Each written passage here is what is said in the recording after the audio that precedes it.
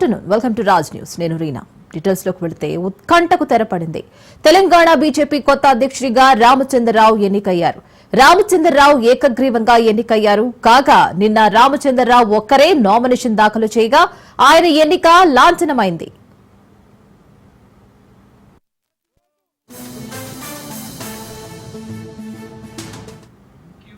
మరోవైపు మన్నేగూడలో తెలంగాణ బీజేపీ కార్యక్రమం కొనసాగుతోంది. ఈ కార్యక్రమంలో జాతీయ కౌన్సిల్ సభ్యుల ప్రకటన కూడా జరిగింది.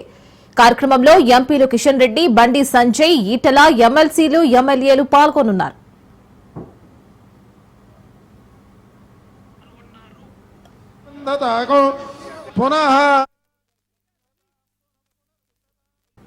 రామచంద్రరావు బీజేపీలో సీనియర్ నేతగా కొనసాగుతున్నారు. అనేక పదవుల్లో ఆయన పార్టీకి సేవలందించారు. 1980 నుంచి 82 మధ్య భారతీయ జనతా యువ మోర్చా రాష్ట్ర కార్యదర్శిగా సేవలందించారు. 1999 నుంచి 2003 వరకు BJP legal cell joint convener గా, 2003 నుంచి 2006 వరకు బీజేపీ లీగల్ సెల్ కన్వీనర్ గా పనిచేశారు.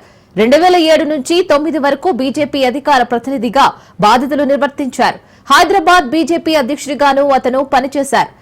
2015లో పట్టభద్రుల ఎమ్మెల్సీగా ఎన్నికయ్యారు.